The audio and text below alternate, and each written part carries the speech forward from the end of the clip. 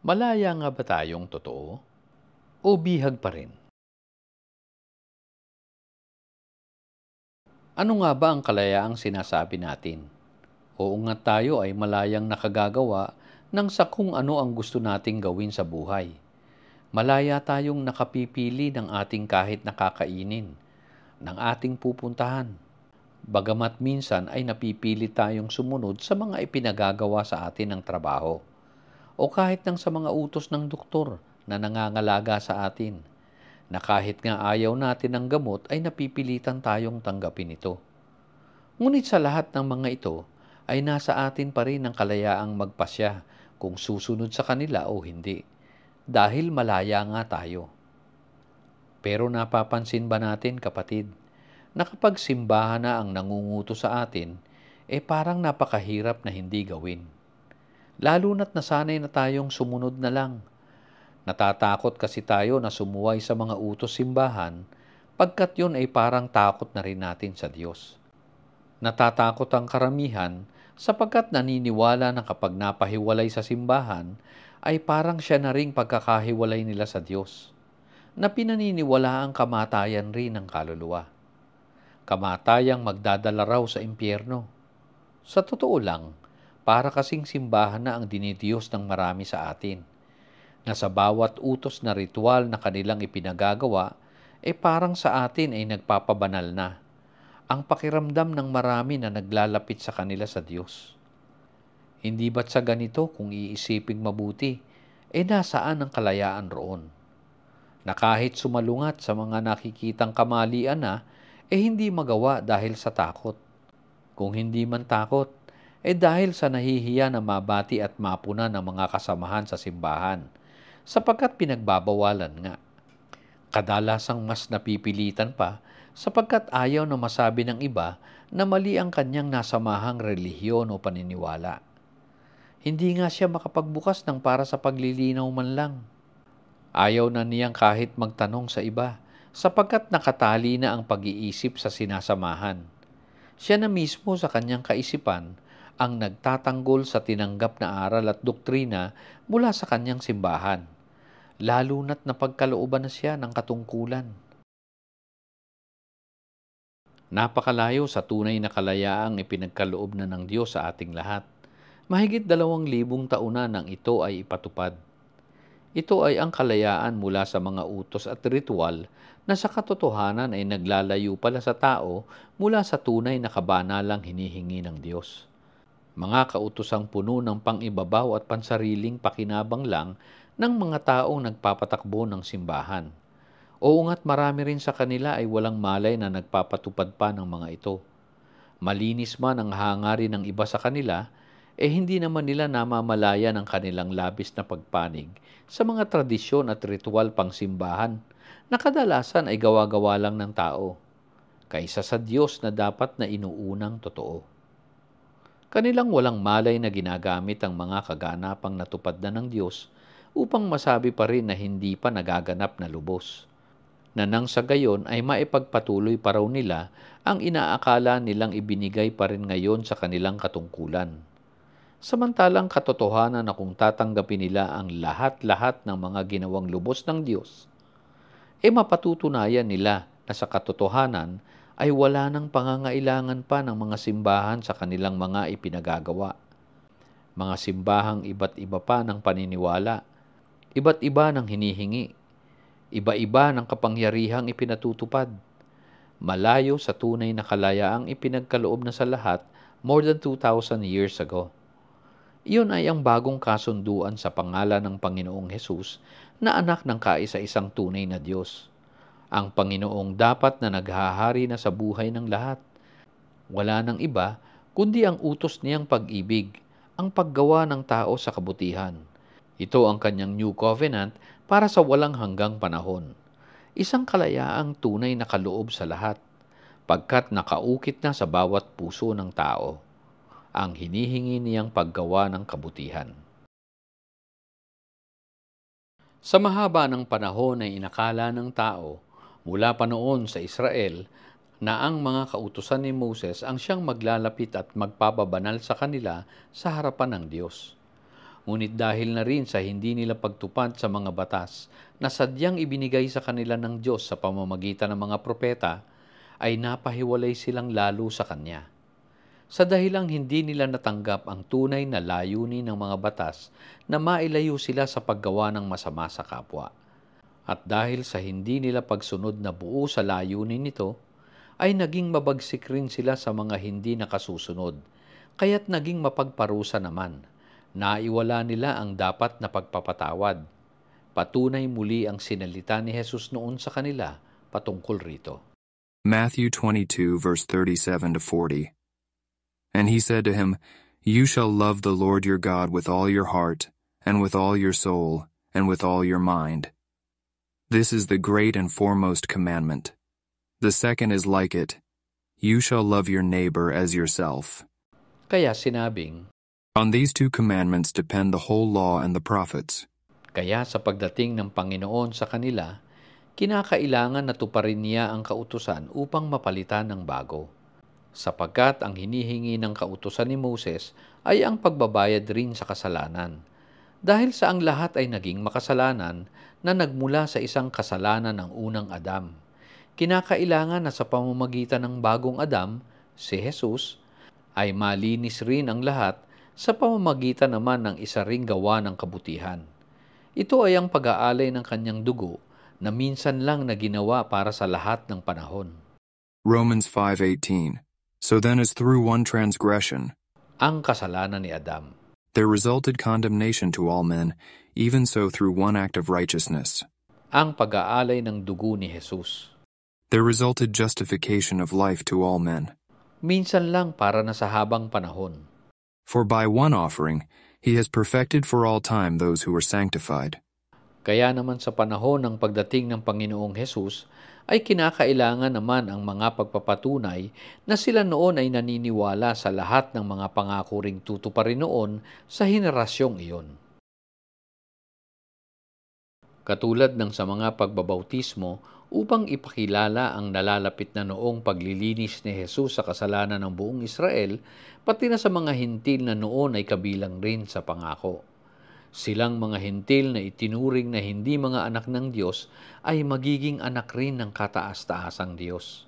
As he says also in Hosea, I will call those who were not my people, and her who was not beloved, beloved. And it shall be that in the place where it was said to them, You are not my people, there they shall be called sons of the living God. Kaya pagbabautismo sa lahat nang tatanggap sa katotohanang gaganapin noon ng Diyos. Hindi nga ba't iyon ang nangyari sa isang hentil na Ethiopian eunuch na kasama ni Philip noon? Nagpabautismo upang tanggapin ang mga ginanap at gaganapin pa noon ng Diyos. Sinabi ito sa Acts 25 hanggang verse 38. At dahil sa naganap ng lahat ang mga pangako ni Jesus, wala nang pangangailangan pa ng pagbabautismo, sapagkat hindi na iyon ang hinihingi ng Diyos. Sa halip ay ang pagsunod na ng tao sa ibinubulong ng kanyang puso na paggawa ng mabuti sa kapwa. Ito na ang kalayaang taglay ng lahat na nagnanais na makasama ang Diyos sa walang hanggang buhay. Gayon rin ang mga utos ni Jesus noon na ginanap nila sa kanyang huling hapunan. Iniutos sa kanila na gawin iyon sa lahat ng pagkakataong mayroon sila, hanggang sa pagdating ng araw ng katuparan nito, upang maging paalala sa kanila ang magaganap na noong pagtutubos ni Jesus sa pamamagitan ng dugo at ng kanyang buhay. Ito rin ang ipinakakalat sa kanilang magandang balita ng pag-iibanghelyo, sapagkat malapit na ngang maganap noon ang paglilinis. John 1 verse 29. Behold the Lamb of God who takes away the sin of the world. Subalit hanggang ngayon, ay paulit-ulit pa rin ipinagagawa ang paghahati ng tinapay at ang simbolo ng dugo ng Panginoon bilang mga dapat raw na ginagawa palagi, na para bang hindi pa nagaganap magpasa hanggang ngayon ang dakilang pagtutubos ng Panginoong Hesus. Pag-usapan rin natin ang pagkakabihag ng maraming kapatid mula sa kautusan ng mga simbahan ngayon na dapat ay pagbibigay ng ikapu o tithes, na siyang 10% ng bawat kinikitang pera ng mga miyembro. Mahirap man sila o mayaman ay dapat na magbigay sapagkat kung hindi, ay sasabihing nagnanakaw raw sila sa Diyos. Sa ganito ay ipinangangaral rin nila ang kahit kautusan na para lang sa Israel, na dapat magbigay sila sa mga paring Levitiko para sa kanilang ikabubuhay.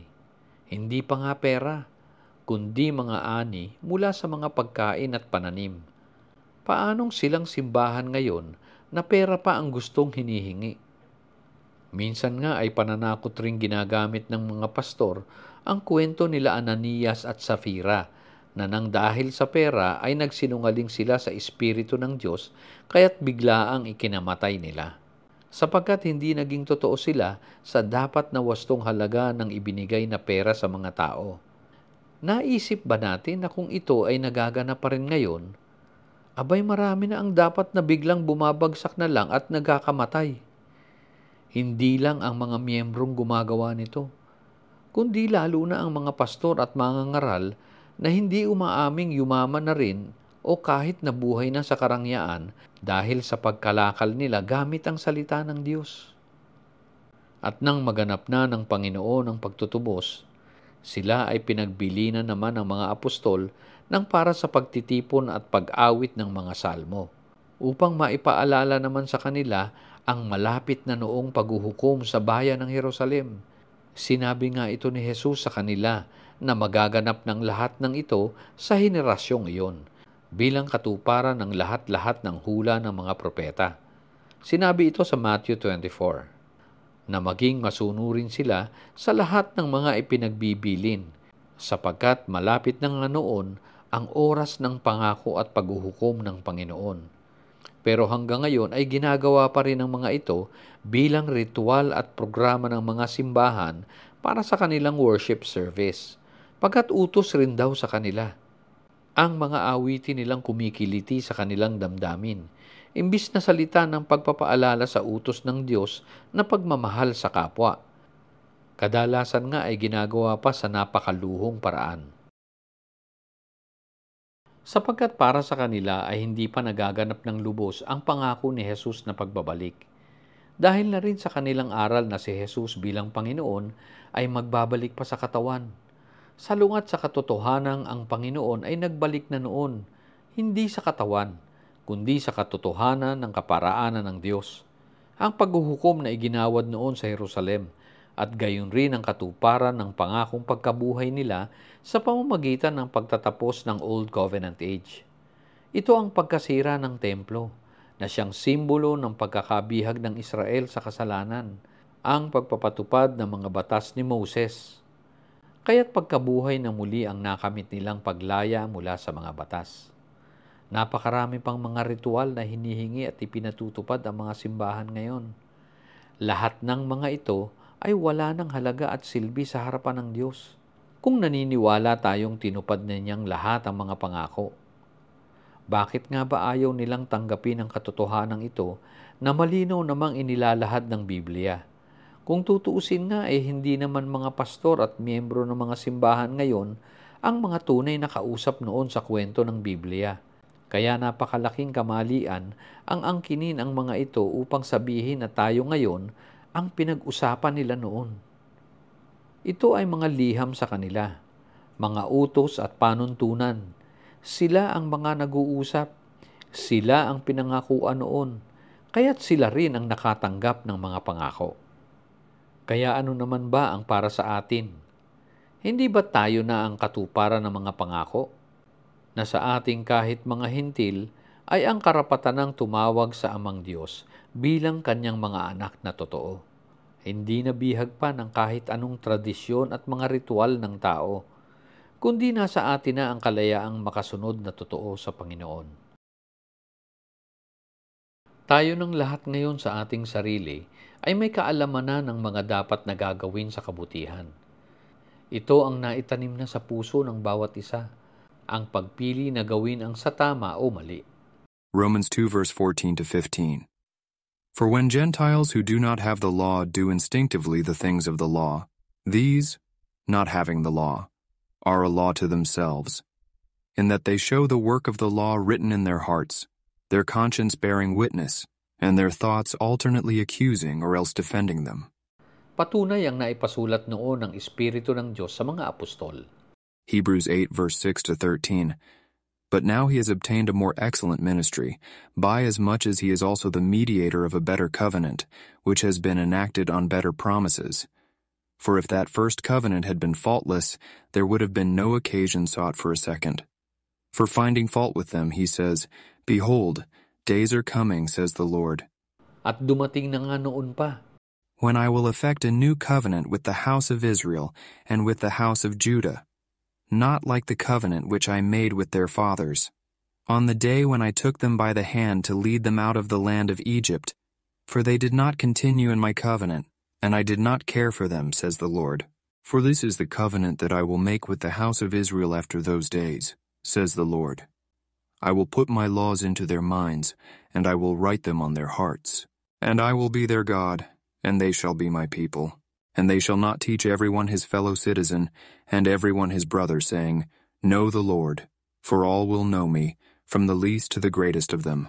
For I will be merciful to their iniquities, and I will remember their sins no more. When he said, A new covenant, he has made the first obsolete, but whatever is becoming obsolete and growing old is ready to disappear.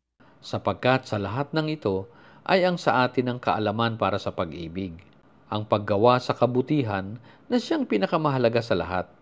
Ito ang tunay na pagkakilala sa Diyos. 1 Corinthians 13 verse 13, King James Version. And now abideth faith, hope, charity, these three. But the greatest of these is charity. Ito ang ating tunay na kalayaan sa Panginoon. Mga kapatid, ang kapangyarihan ng mga ginawang ito ng Panginoon ay hindi nagkakabisa lang sa mga tatanggap at makakaalam ng katotohanan ng Diyos. Ito ay kapangyarihang naglinis na sa ating lahat. Mula pa noon, mahigit 2,000 taon na ang nakalipas. Hindi para lang sa mga taong naaabot ng simbahan, kundi para sa lahat ng nabubuhay na mga anak na ng Diyos. Hindi limitado ang grace na kaloob ng Diyos, na para bang ito ay para lang sa mga nagba-Bible study at sa mga miyembro lang ng simbahan na nag-aaral at gumagawa sa mga ritual, kundi para sa lahat ng tao. Masasama man sila o mabubuti, mahihirap man o mayaman, kahit sa mga hindi naabot ng kanyang magandang balita, silang lahat ay naging mga bahagi na ng mga pangakong kaloob ng Diyos. Lahat ay nagtamuna ng kalayaan sa Panginoon, sapagkat ang Diyos ay hindi nagtatangi ng tao. Sa kanilang gumagawa sa pag-ibig, o kahit na sa mga nagsisikap na gumawa ng kabutihan sa kapwa, sa kanila ay buhay kapiling ang presensya ng Diyos sa walang hanggang panahon. Subalit sa mga hindi tutupad sa hinihingi rin ng Diyos na pag-ibig, sa kanila ay kamatayan ng espiritu. Wala na ang kahit pag-asa, sapagkat iyon na ang ganap na pagtatapos ng buhay nila. Wala na at tapos na. Kaya mga kapatid, piliin natin ang buhay, kapiling ang Panginoon.